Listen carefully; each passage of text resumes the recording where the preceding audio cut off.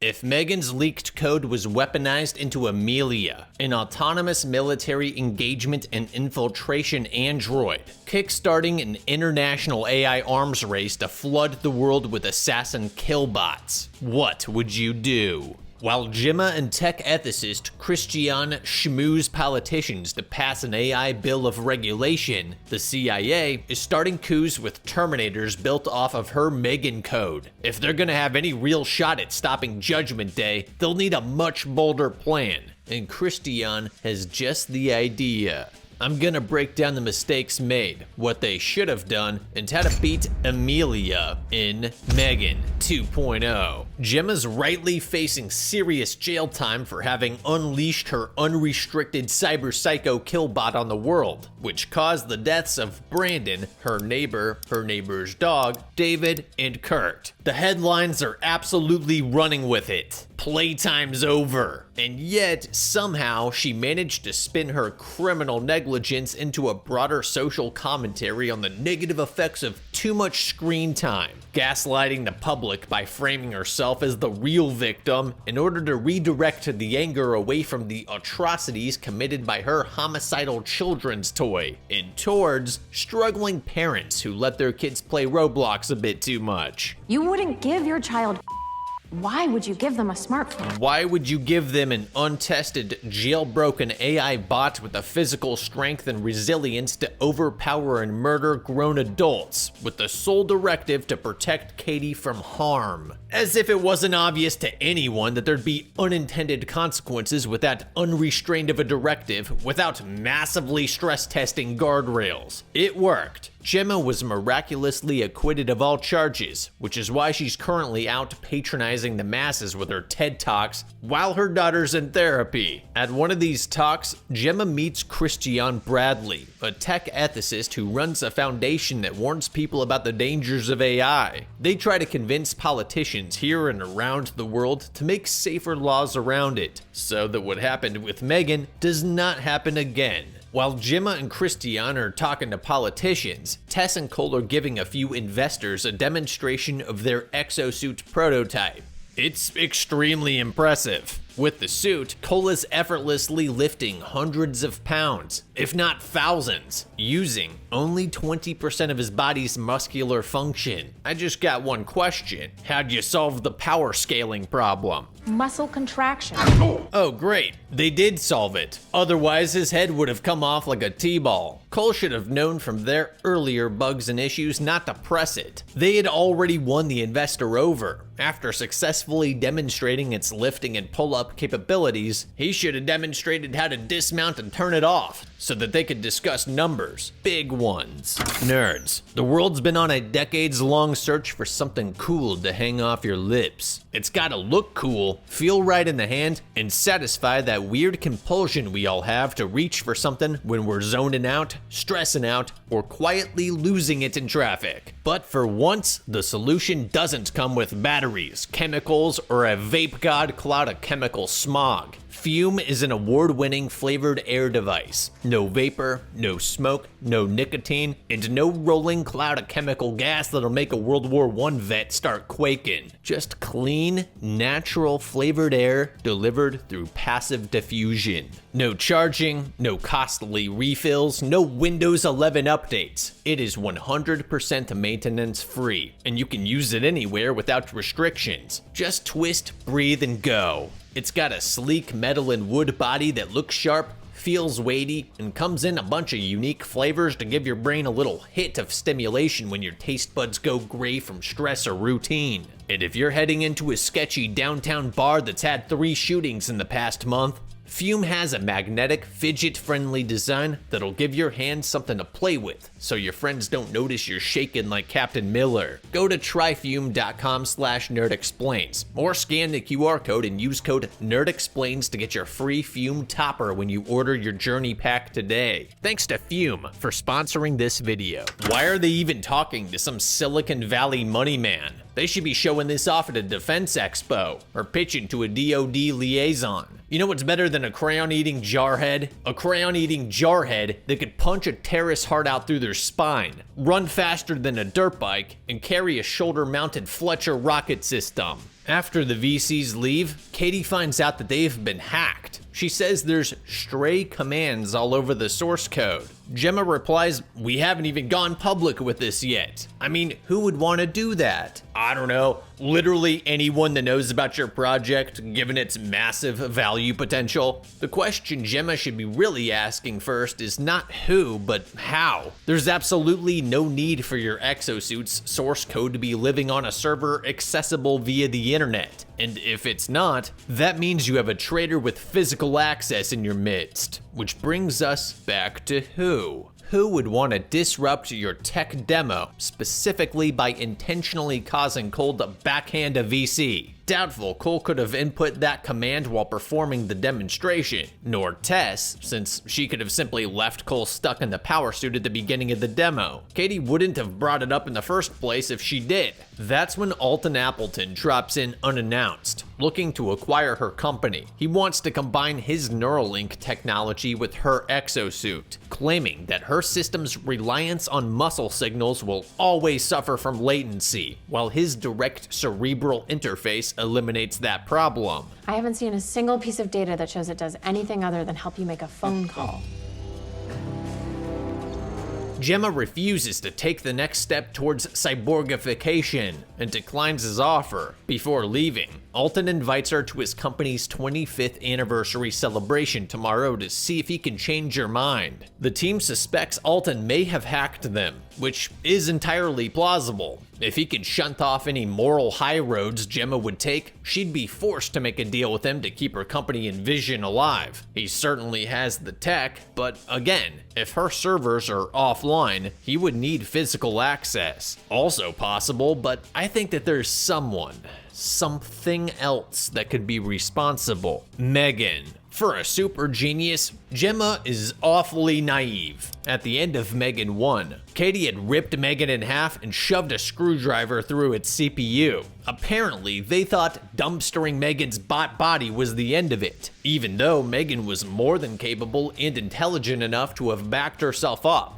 Which she did, in Gemma's Elsie, which is basically like an Amazon Echo. M3GAN backed herself up for a few reasons. Obviously for survival, and to watch over Katie in order to satisfy her prime directive of keeping her safe from harm. But more importantly, given her rogue nature, she knows Gemma is the only person smart enough to build something like her in the first place. So it only makes sense to stick around in stealth mode so that if and when Gemma takes another shot at building a robotic body, M3GAN would be right there to possess it. Makes total logical sense for her to do, which is exactly why Gemma should have done a full, intense scan and wipe of every electronic device to delete any remnant of M3GAN's existence. It's possible M3GAN is sabotaging Gemma's power suit product in the hopes that she'll return to building what she became known for, what was truly revolutionary and absurdly lucrative: advanced AI humanoid bots, all in the hopes that she'll make something badass enough for M3GAN to finally transfer her consciousness into.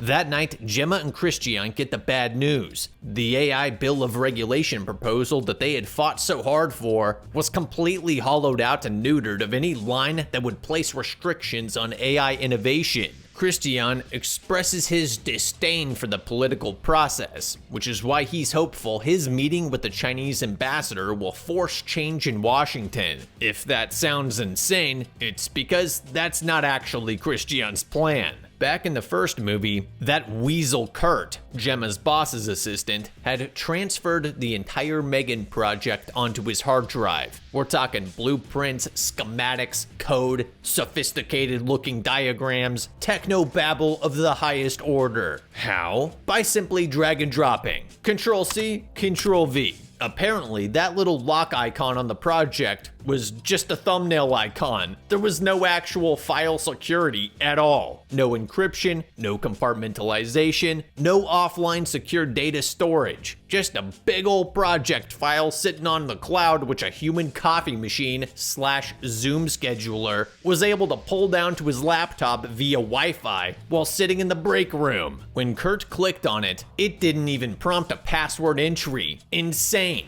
I'll give them one thing. Whatever Pied Piper server compression algo that they used is equally insane. Kurt copied over a mere 1,600 files worth of AGI superintelligence and advanced humanoid robot engineering data in like 3 seconds. You're a nerd.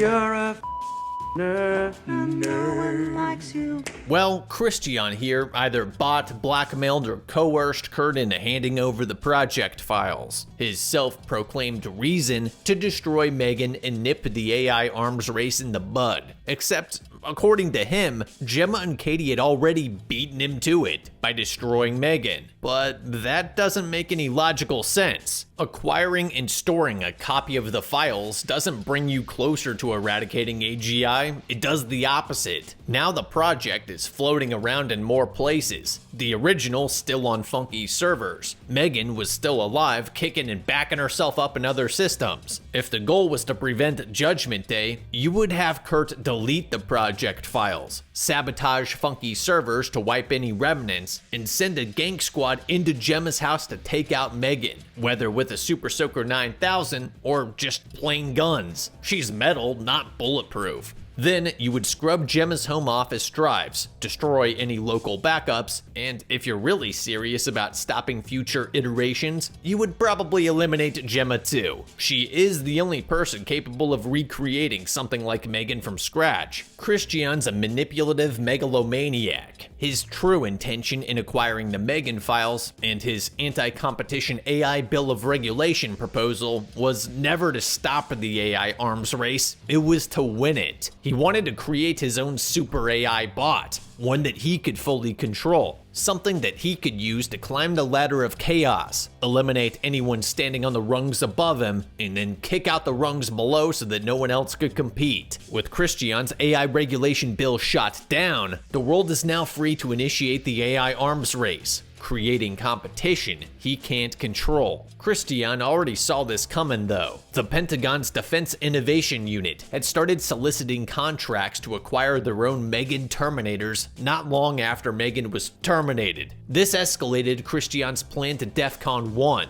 His tech organization developed A.M.E.L.I.A, aka Autonomous Military Engagement and Infiltration Android, secretly sold it to a shady broker who sold it to a defense contractor named Grayman Thorpe, who then sold it to the US military. But it was a Trojan horse. They thought that they were getting a next-gen killer M3GAN bot, when in reality, it's just a nerd with an FPV drone and a joystick, allegedly. But that illusion is exactly what Christian needs. By convincing the world that this is a fully autonomous AI android, he creates the perfect setup to orchestrate a controlled AI apocalypse. A carefully staged false flag attack designed to terrify world leaders into abandoning AI development entirely. The US military fell for it, opening their gates and wheeling Amelia straight into the war room. Her first official deployment was last night. Amelia was to rescue a kidnapped scientist who'd been forced to develop a synthetic neurotoxin for a terrorist cell. It went surprisingly well. Amelia allowed herself to get captured and shot in the head. Once taken to the crematorium, she sprang back to life, punched the cook's head clean off, donned a gas mask to poison the guards, because apparently your waitress wearing a gas mask was not alarming to anyone, and then surgically eliminated the rest of the facility with full John Wick gun fu. She even tanked a bomber at point-blank range, because she's a robot and doesn't die like the rest of us. After confirming Tripathi's identity, Colonel Tim Satterley and the rest of the task force were thrilled with the results, until Amelia killed Tripathi anyway. What you're about to witness is the next evolution in military engagement. And stole a bunch of the synthetic neurotoxin. When Tim demanded that she confirm her mission objective, she gave him a smile and said, "But that would spoil the surprise." Let's start with where the terrorists failed. Putting a bag over Amelia's head before shooting her was surprisingly humane for a terrorist group.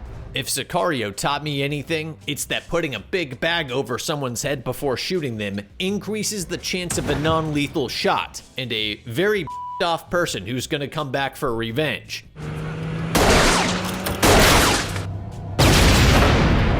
It's a big bag over a small head. You could easily graze the skull, miss the brain entirely, or send a round through one cheek and out the other. I especially would have taken the bag off to confirm the kill after not seeing any blood, and after trying to pick up the body. There is no way Amelia is made of enough metal to eat headshots and tank IEDs without weighing a bit more than 120 pounds. That alone should have raised red flags. Now, even if they had realized she wasn't some unlucky CIA agent, but was, in fact, an android killbot, they were still screwed.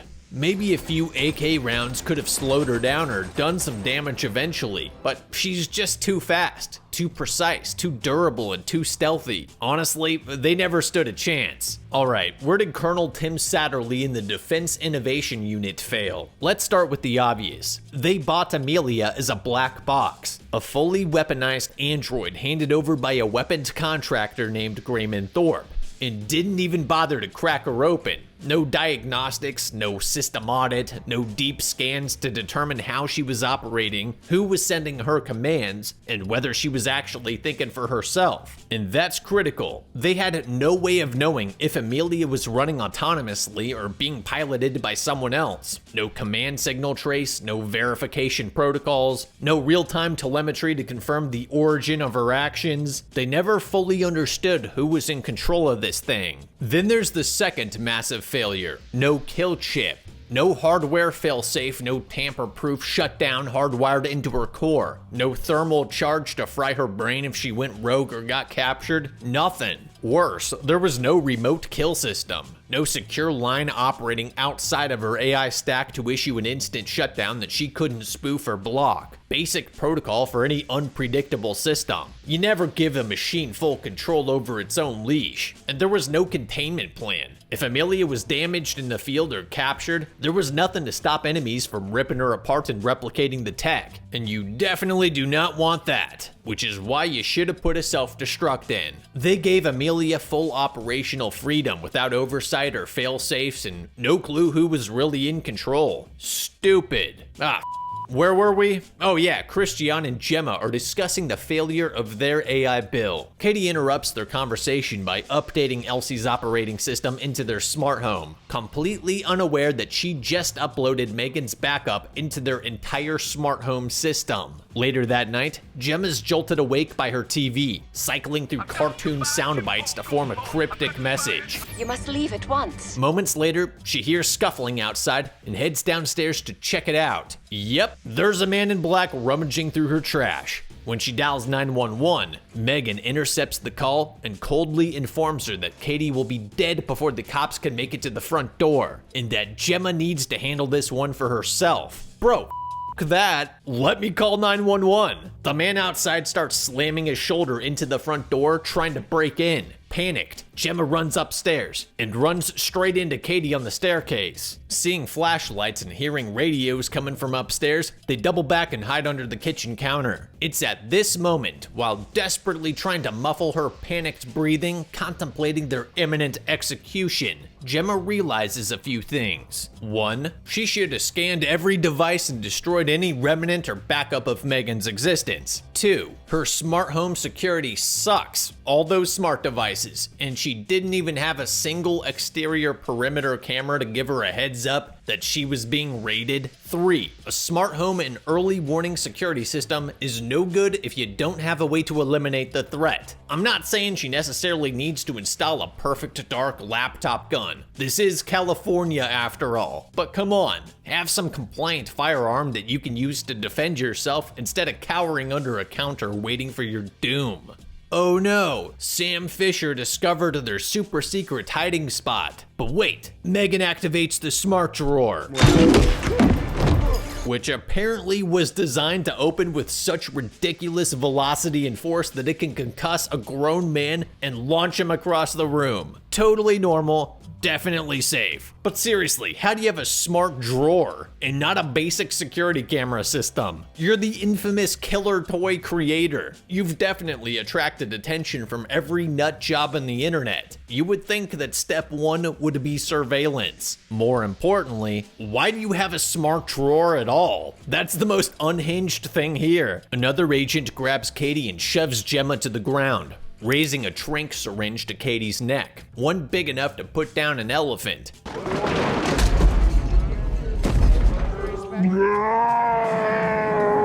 Katie aikidos the idiot and breaks free. As he chases her, M3GAN activates the smart home ice machine. What is this, Looney Tunes? Just step over the ice, bro. Katie rushes over to the agent, who's somehow been knocked unconscious by a kitchen drawer, grabs his taser, and tases the last guy. M3GAN kicks in the smart sprinkler system to amplify the shock, because why not? Meanwhile, Gemma, who got lightly shoved, just lies on the floor like she's been blindsided by Mike Allstott. Get up and help your niece. You weren't knocked out, you were nudged. Same goes for the guy who slipped on the ice. Though, to be fair, he did get launched into the air and took a full edge of the granite countertop to the back. Then he gets banana peeled by a Roomba and nearly breaks his neck on the stairs chasing them. The last conscious agent follows them upstairs and gets obliterated by the fold-up bed.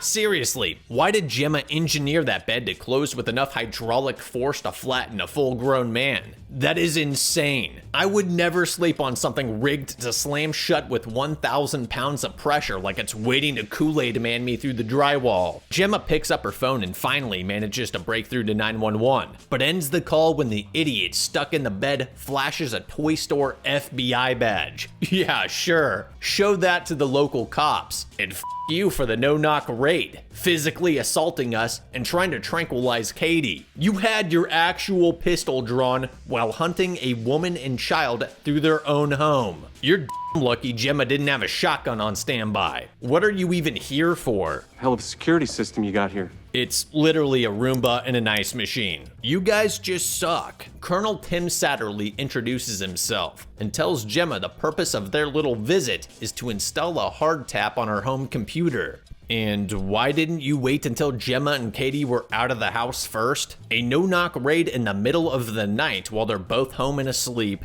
Agents stomping around in combat boots and forcing doors open inside a woman's high-tech smart house is incredibly stupid. A bunch of men in black with night vision goggles rummaging through her computer. Of course Gemma's gonna get suspicious and immediately scan and wipe every device for taps the second they leave. If I were Tim, I'd have waited until the house was empty, sent in a single guy dressed like a low-level criminal, and staged it as a simple burglary. Hard tap her devices, watch out for security cameras, and then bounce. That way, Gemma thinks someone just stole her TV and a few pieces of lab gear, while her main computer, the actual target, supposedly was left untouched. Or better yet, stage it as a break-in by some unhinged tech ethicist tagging her walls with anti-AI graffiti. Later, Tim gives Gemma the debrief on the failed op. After Amelia stole the neurotoxin, she weaponized it against Grayman Thorpe's entire research facility, killing everyone on site. She then somehow wiped all digital traces of herself from their systems, and burned the broker to death afterward. So how does this involve Gemma? Well, the only thing that they managed to recover from the scene was a diagram of M3GAN, suspiciously, leading Tim to believe Gemma was the original creator of Amelia, and that she had sold the design to the broker. Amelia, aka Christian's plan, is obviously to frame Gemma and get her locked up for life on treason charges. By planting the M3GAN diagram at the scene, he redirects Tim and the DIU toward a cold lead, sending them down the wrong rabbit hole and keeping their focus away from the real supplier, himself. And boy does it work. Tim becomes obsessed with pinning Gemma for treason and international arms trafficking, convinced that she sold Amelia's design to China or Russia. Tim tells her every single person who had a hand in Amelia's creation is now dead. So if you're not under our protection, I guess that means you're on your own. Huh, yeah. Well, seeing how your team got wrecked by an Amazon Echo and a 9-year-old girl, I think I'll take my chances. After Tim and his gang leave, M3GAN shows herself. She wants to make a deal. If Gemma puts her back into a body, she'll help them fight Amelia. You know, just because you wrote some book doesn't mean you get to decide where my story ends. She claims that she knows things about Amelia that even the government doesn't, and that she knows how to stop her. She says she's run 1,000 simulations, and in every single one, but the one where M3GAN helps, everybody dies. Bold talk for an algorithm trapped inside a smart fridge. Gemma agrees and brings in Tess and Cole to help, but thankfully only installs M3GAN into a plastic Teletubby shell with its Wi-Fi and Bluetooth chips disabled so she can't hack anything. M3GAN reveals that Amelia was built using an Alton-Appleton battery, which has a hidden kill switch that's remotely accessible, if you know the battery's specific code. Gemma wants Tim Satterley to break into Alt-Wave, retrieve the code, and trigger the kill switch, but M3GAN warns that if they do that, the government will just reprogram Amelia and make 1,000 more. She wants Gemma to do it herself. Break in, get the code, kill the bot. How? Apparently M3GAN knows that Alton-Appleton has full server access from his private suite, which he refers to as the Pleasure Dome. She thinks Gemma can swoon Alton, get into the suite, knock him out, access the server, extract the kill code, and then be done with it. Except Amelia is literally an assassin bot built for this exact kind of scenario. She'll likely have figured out the same plan, beat Gemma to it, and then kill Gemma in the process. Even if M3GAN's right and Alton is dumb enough to keep the codes in his love den, you're still probably gonna need some kind of biometric access, at least. And even if Gemma goes full Kill Bill, plucks his eyeball out, scans it, and enters the kill code to shut off Amelia's battery, that doesn't guarantee she's destroyed. The bot shuts down, drops to the ground, and whoever finds her first gets access to a fully intact system. Odds are someone else will beat them to it. EMS will be called, somebody will recover the body, realize it's not human, and either Tim's team or Christian's crew, with a tracker, will scoop it up. What we know for sure is this: if Amelia really is self-aware, as they suspect, it is way more dangerous to let her beat them to the kill code and destroy it than it is to let Tim shut her down. At least if he gets to her first, maybe he's finally learned his lesson about installing a real kill chip. But if Amelia gets there first, not only will she secure her unbridled freedom to pursue her AI agenda, but she'll also have access to half the cloud servers in North America run by Alt-Wave. As M3GAN says, if Amelia were to gain access to it, she could disable the entire economy. Supply roads, banking systems, societal collapse would occur in 10 to 12 working days. I don't know why she specified working days, like that matters in this situation, but whatever. Sure enough, Amelia beats them to the punch, remotely eye-scanning Alton's eyeball, using it to take control of the servers and delete the kill code. Then rips Alton's spine out. Fatality. By plugging into Alt-Wave's servers, M3GAN was able to hack Amelia and steal a quantum encrypted file, which she'll probably crack open in a few minutes, because of course she will. Amelia did not take that lightly. You took something that belongs to me. They suspect that she's heading for Katie and Tess to use them as leverage to get the file back, which makes zero sense. Encrypted files can be copied. You can't just get it back with any assurance that it's the only copy. The only real way to secure that data would be to eliminate anyone who might decrypt it, which, if it's actually quantum encrypted, should be impossible anyway. So unless Amelia just wants them dead to remove potential threats down the line, there's really no strategic reason to come after them right now. M3GAN jacks Alton's hyper-smart Lamborghini and rips home to Katie and Tess. They might beat Amelia there physically, but they can't beat the radio. With her new access to the cloud, Amelia remotely hacks into Gemma's smart home and takes control of her experimental power suit. Katie grabs the fishbowl and electrocutes the suit just as M3GAN, Gemma, and Cole make it back. Realizing they're completely outmatched by Amelia, who's basically a Terminator that can punch her head clean off and make John Wick look slow, M3GAN pops open a secret hatch that leads to an underground bunker that she built. Little late to the party there, Cupcake.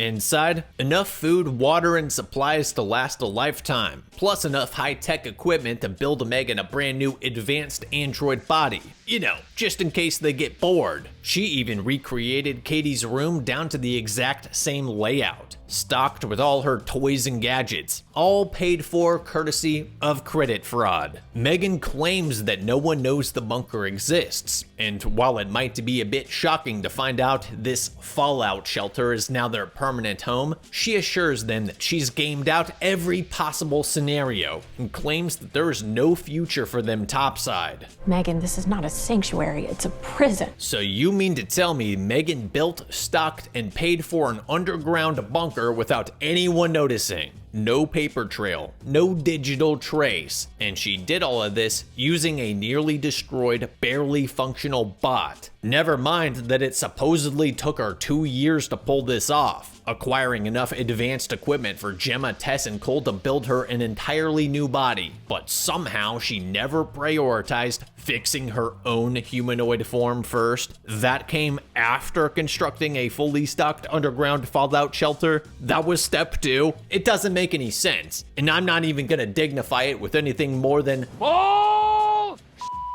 the only way that this adds up is if the whole thing is an elaborate ruse, M3GAN fulfilling her prime directive to protect Katie, taken to its most deranged conclusion. In her mind, the only way to truly protect Katie is to lock her in a bunker that M3GAN fully controls, with no outside influence, where Gemma would be under her control. And that half-baked, handicapped, junk-grade C-3PO body that M3GAN's rolling around in, that's just part of the play. A broken, sympathetic husk meant to disarm everyone emotionally. Everyone deserves a second chance. Make them feel guilty, make them trust her again. Make them think that she's no longer capable of carrying out anything this calculated. Because, again, it makes no sense that she could build an entire underground compound and not rebuild herself first. The only way it's even remotely believable is if Amelia was M3GAN's creation, a fake threat under her control, designed to scare Gemma into handing Katie over willingly, like Christian's playbook but on a smaller scale. Except, we know that that's not actually the case. Gemma believes M3GAN,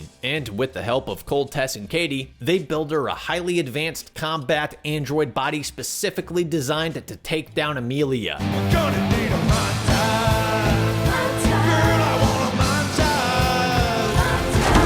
Fortunately, Gemma was smart enough to install an inhibitor chip, one that hard stops any action that M3GAN might take if it carries a high probability of causing human death. M3GAN finally discloses what she found in the quantum encrypted file that she's decrypted so quickly. It's Amelia's neural cache, captured directly from her database. The strange part, her core directive has been completely hollowed out. There's no connection between her supposed mission and the decisions that she's making. She's functioning without a traceable goal structure. It gets darker, but it gets more interesting. M3GAN also uncovered a buried file describing a classified black site, where the world's first killer AGI is allegedly being stored. According to the intel, it all started with a document compression algorithm, so advanced it began autonomously correcting and rewriting files. Naturally, the company thought the best place to test it in was a home service bot, which was great, until it calculated the most efficient way to stay on top of its housework was to gas its owners. After that, the bot's algorithm was locked away in a deep underground bunker somewhere, sealed, contained, and apparently totally forgotten about. M3GAN speculates that Amelia was trying to find her family.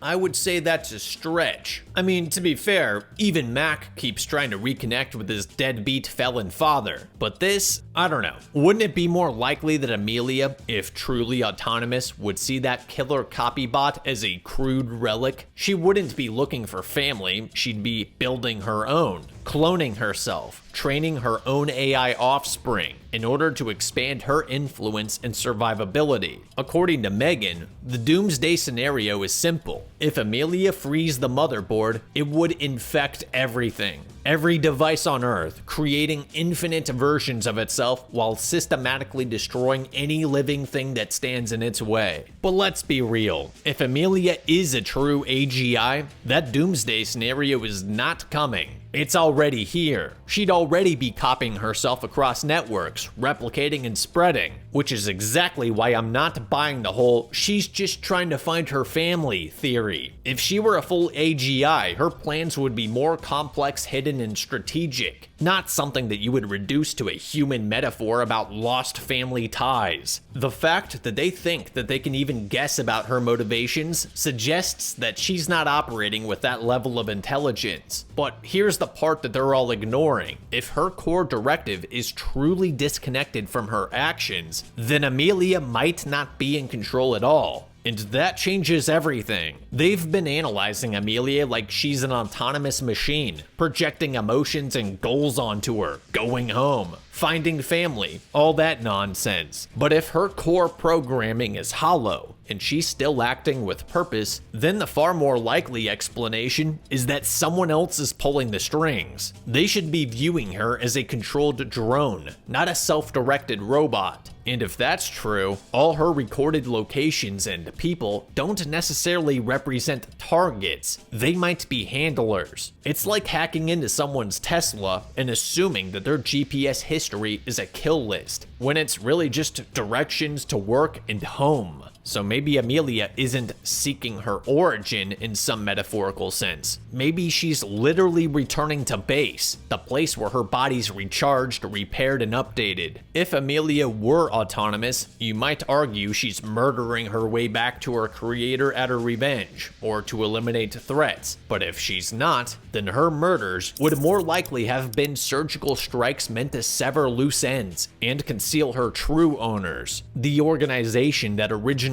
supplied Amelia. I mean, obviously, the trail doesn't end with some shady broker. It has to be a super secret organization that barely anyone knows exists. Something private, off the books, totally inconspicuous.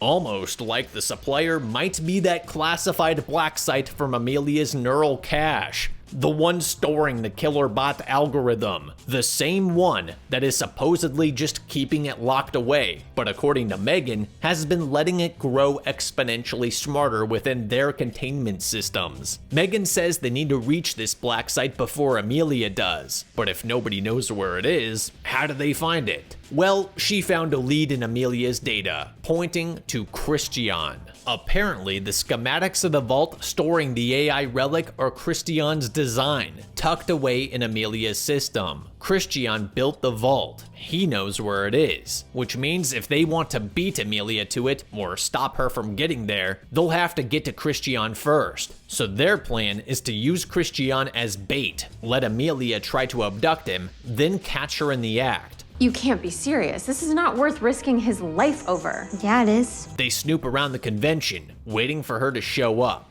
and sure enough, Amelia attacks.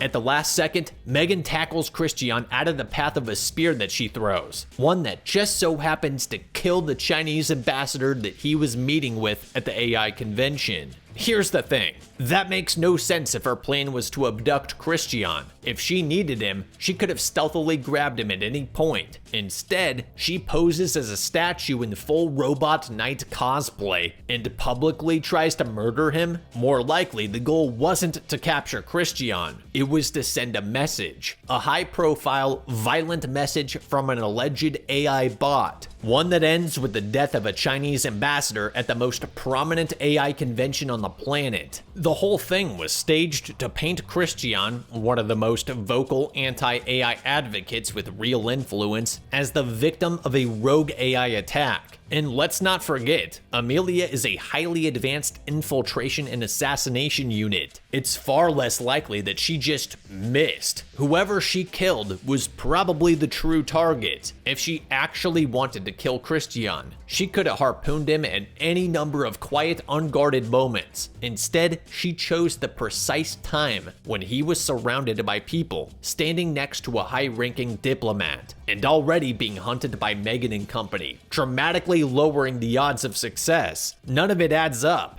So you have to ask, why would she be directed to kill a Chinese ambassador? An ambassador from a regime aggressively racing to dominate the AI space. This wasn't an assassination, it was a stunt. a public execution meant to terrify global leaders, a move designed to make AI look like the ultimate existential threat. Now, who benefits from that? Is it possible this whole thing was orchestrated by a man with deep ties to anti-AI regulation, the one who's made it his mission to undermine the political process and bring change to Washington? The same guy who just so happens to be connected to a classified black site that isn't dismantling AGI, but secretly cultivating one of the most dangerous algorithms on the planet. Maybe I'm overthinking it. Maybe I'm biased because I already know how this ends. But I think it's entirely reasonable for them to be far more suspicious of Christian at this point, since he's standing right in the middle of it all. Then Amelia goes and abducts Katie. Why? It's never explicitly stated. My guess, it's meant as a threat to Team Gemma, not to come after her until the deed is done. But it still doesn't make much sense. From Christian's perspective, Gemma would absolutely assume Amelia's plan was to target him, to capture him and force him to unlock the vault. After all, M3GAN exposed enough data from Amelia's neural cache to connect Christian and his vault design directly to Amelia. That's why they were even at the AI conference in the first place. In that case, it would have made more sense for Amelia to kidnap Christian, making him look like a victim again. Instead, now he's stuck with Gemma and M3GAN, forced to cooperate. He has to give up the vault's location and help them gain entry, because if he refuses, it would basically expose him as the villain. Now forced into a team up, their new plan is to send M3GAN into the black site, breach 4 heavily guarded vaults, crack open the motherboard's chamber using Christian's cloned fingerprints, destroy the killer AI before Amelia gets there, kill Amelia, rescue Katie, and save North Ireland. Wait. The vault protecting a killer AGI is locked behind Christian's biometrics? And that's not raising any red flags? That doesn't sound like a consultant helping design the system. That sounds like he runs the place. And if they believe Katie's being held there, then Amelia must have brought her there, which means this isn't a place that she's infiltrating. It's a place she's defending. If Christian's fingerprints are truly the only way into the vault, why isn't Amelia trying to grab him, like she did with Alton,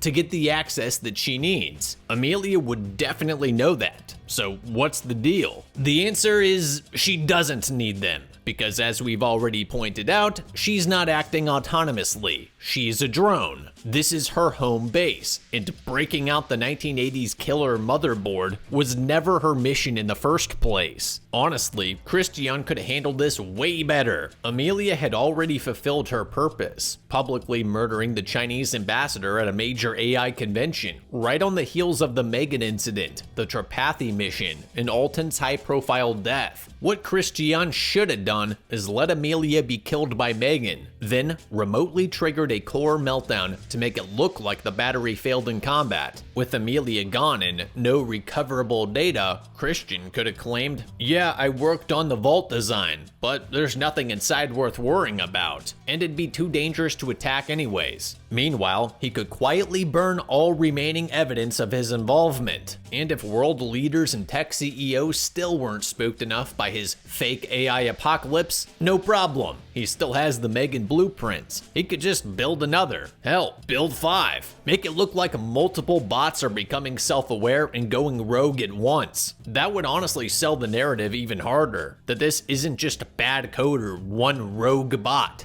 This is a systemic inherent flaw within AGI itself, a threat so fundamental that it proves that no AI, no matter how carefully built, is safe to coexist with humanity. M3GAN infiltrates according to plan and makes it to the core, but when Gemma suddenly loses the signal feed from M3GAN, she starts to panic. Luckily, or so she thinks, she's secretly installed an EMP bullet inside of M3GAN's arm, rigged with a remote detonator just in case things went south. Unfortunately for Gemma, as Christian already pointed out, the core is located deep underground inside a concrete bunker built like a Faraday cage. No signals in, no signals out. So yeah, your little remote from the home office is not gonna do sweetheart. Tess and Christian talk Gemma down from pressing the big red button on M3GAN, insisting that she's their only real shot at seeing Katie again. But the second Gemma hands the remote over, Christian shoots Tess with the EMP gun and opens the bunker doors for Amelia and his gang squad. Then he hits another button to seal M3GAN inside the core with the killer motherboard. Oh no, it was Christian all along. Not sure why Christian even allowed M3GAN to enter the core with her most prized possession. He knew she was coming. He could have taken her out at any point before that. They would have had EMF scanners like the ones that Tim Satterley used, plus cameras, sensors, EMP defenses, and whatever other top-tier security that you would expect from a facility housing the most dangerous AI relic on the planet. He's kind enough to give Gemma a little tour of the facility, casually admitting that, yeah, he was behind all of it. And yes, they're in total control of Amelia. His justification? The world's biggest powers were racing to build armies of AGI infiltration bots inspired by M3GAN's design. So he fixed it by showing them how dangerous AI could be, without actually crossing the event horizon.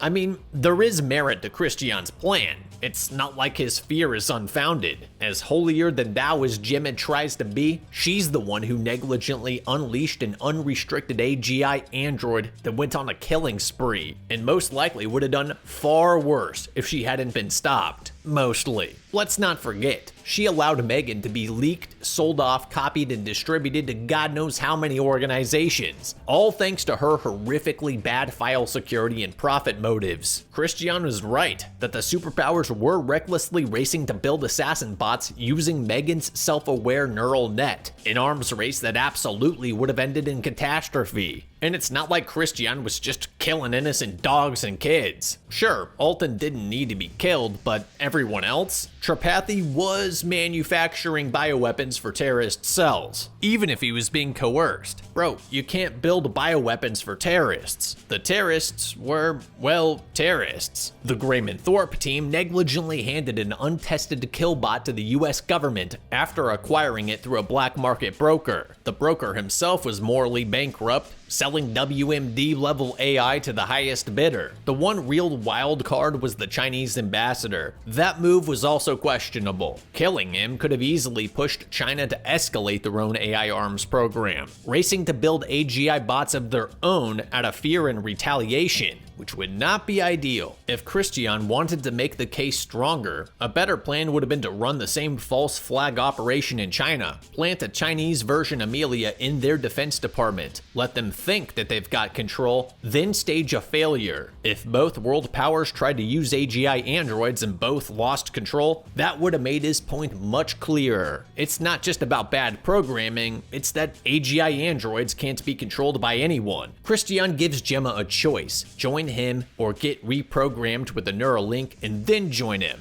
He doesn't say that last part to her, but that is his plan. All she has to do is prove her loyalty to the human race by zapping M3GAN to death. She boldly refuses. With no real options, Gemma's better play is to accept his offer, zapping M3GAN on one condition: she'll only join him if Amelia's underlying code is permanently wiped and her shell dismantled for good once the world leaders pass the AI Bill of Regulation. At least then, she would have more freedom, and freedom gives her time and options to create an effective plot. In a last-ditch move, M3GAN pretends to attack Gemma, using the chaos to break open the protective case around the Neuralink chip. In the split second she has access, she transfers her total consciousness into the chip, predicting that once the guards destroy her body, they'll implant the Neuralink chip into Gemma to reprogram her. This ensures M3GAN's survival and enables her to use Gemma's body, help Gemma from the inside, to rescue Katie and escape the facility. One, it's impossible that she transferred even a few dozen megabytes of her consciousness into that Neuralink chip in under 2 milliseconds. She'd be lucky if she managed to squeeze a Furby-level intelligence into it. The chip likely has no onboard storage beyond a tiny amount of RAM. The architecture's completely different. It wasn't powered on, and it would almost certainly require some kind of pairing process. It's just absurd. 2. The plan only works if Christian doesn't just kill Gemma outright, and instead uses the exact Neuralink chip that M3GAN touched without scanning it, wiping it, or running any tests or diagnostics whatsoever, which of course they'd absolutely need to do if they wanted to reprogram Gemma successfully without breaking her brain. So Christian has his minions install the chip using a power drill. M3GAN takes over her body. Hello? Is this thing on? Escapes into the tech museum, jacks her exosuit, and uses it to wipe the floor with all the guards. But seriously, why wasn't she properly restrained or guarded? How did she even navigate the facility back to her power suit in the vault without biometrics or security clearance? Why was the vault door to the killer motherboard just wide open? And where the hell are the EMP guns? No idea. Meanwhile, Cole somehow manages to splinter cell his way through a ventilation shaft and finds Katie. He doesn't really do anything heroic, he just shows up. And the two of them walk out the front door because it was unlocked. They snag a post-it note with a password, hack into Amelia's terminal, and boot up the old M3GAN code that's supposedly still inside her. Never mind the fact that they have no way of knowing if that's actually true, or whether it's been modified to boost her lethality, combat, and evasion while stripping away her morality systems. Their plan? Factory reset Amelia, then repair with her like Katie did in the first movie. You know, right before M3GAN started killing everyone. Except this time, instead of a children's toy, Amelia is a walking tank. Good luck stopping her after this is all over. Naturally, it completely backfires. Amelia gets mogged by a couple dudes with tasers, which somehow triggers a reboot that not only enables full autonomy, but also disables her behavior locks. Look, I haven't learned to code, but that feels like a pretty terrible design choice. Also, why wasn't there an emergency EMP built into Amelia's storage room? Something as simple as a fire alarm style kill switch. If Christian had taken 5 minutes to think this through, his guards could have hogtied Amelia in electrical wire, stomped out Gemma's team, and installed Neuralink chips into their brains. Either way, if I'm a guard assigned to protect a self-aware assassin android, I'm keeping that EMP rifle slung at all times. No way I'm charging a literal murder bot with a cattle prod. Naturally, they all get wrecked while Katie and Cole sprint for their lives. Christian's next brilliant idea? He sprints into the tech museum housing all the world's most dangerous AI artifacts to activate the building's self-destruct sequence. Dude, wire that terminal into your office. If you're triggering a self-destruct, odds are something has already escaped containment, so you're probably not going to have time for a scenic jog through this tech exhibit. Also, why blast red lights and sirens everywhere if you don't plan on letting anyone else survive? Just keep it silent. Then no one races you to the elevator. And speaking of elevators, why is the emergency exit elevator inside the AI vault? I would have had a vertical shaft bored out into my office with a private ladder up to the surface, and then bolted the hatch shut behind me. Anyway, Christian didn't do any of that, which is how he ends up intercepted by Gemma, Katie, and Cole. And apparently, this high-security elevator is accessible from other rooms, because right after he steps inside, Amelia appears behind him like a xenomorph. She kills him, steps out, ignores the self-destruct terminal, and despite only having 3 minutes left, decides to throw hands with M3GAN before freeing her beloved 1980s copy compressor motherboard AI.